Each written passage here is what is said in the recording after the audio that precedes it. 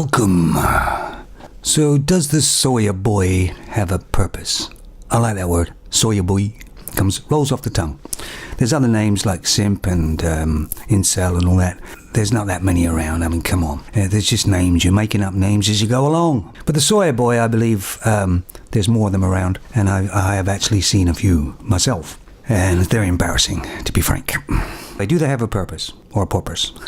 For the women, yes. These soy boys are about for the women, to keep the women company. They're the ones that will sit there and listen to their gibberish about them talking about superficial things that mean nothing, mostly about themselves. And the soy boy would be sitting there nodding, smiling, agreeing with her to maybe go get something for her, to do something for her, whatever.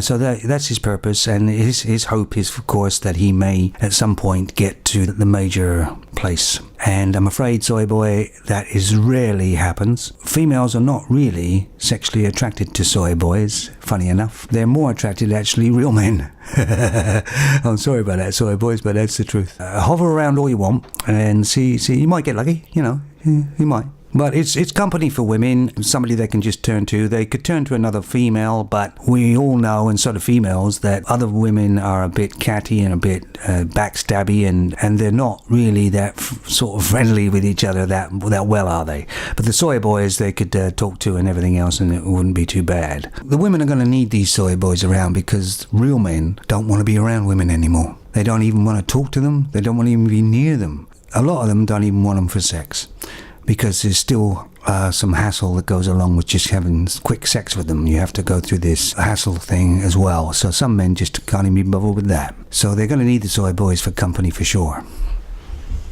Have soy boys always been around? No. No, these soy boys are a fairly newish breed to me. There's always been men who hover around women trying to get, and they're beta males, and that's a completely different matter. They have been around all the time, but not soy boys.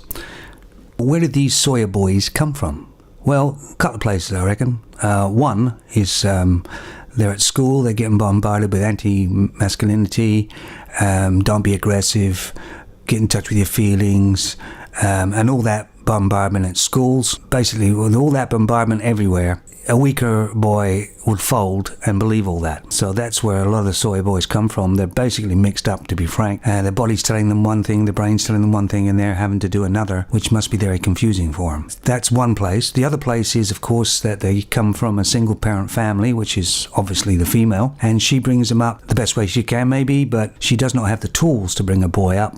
Even though she thinks she hasn't. And of course there's the other way, that the women actually purposely bring him up that way, so they're more pliable to the other females when he grows up. And nice parent you have there. Could any of these soy boys actually be transformed into real men? Yeah, I believe there could be lots of them actually out there. I think a lot of soy boys out there are just absolutely confused. They could be saved and become real men if they ever sort of saw the real picture. And for some other soy boys, no hope at all.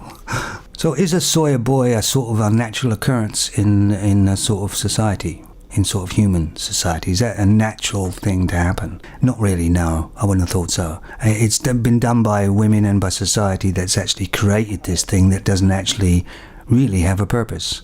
Because if you go back to when we were, in the forest and everything else, if you think of a soy boy, what purpose could they possibly have? You'd have to have real men who become leaders of the tribe, and women would seek out the real aggressive males and not the soy boys. So they would have no real purpose in that sort of thing. So if they have no real purpose then they have no real purpose now. Or maybe there's a soy boy out there listening to this, and I'll get you to do this. Think to yourself, why do women go with the real men and not with the soy boys? Why would that be, do you think? And while you're thinking that, and thinking the answer to that one, also think of what you're doing. Does it feel right to you? Does it actually really feel right? See what you think. Maybe you could pull yourself out and become a man and join us.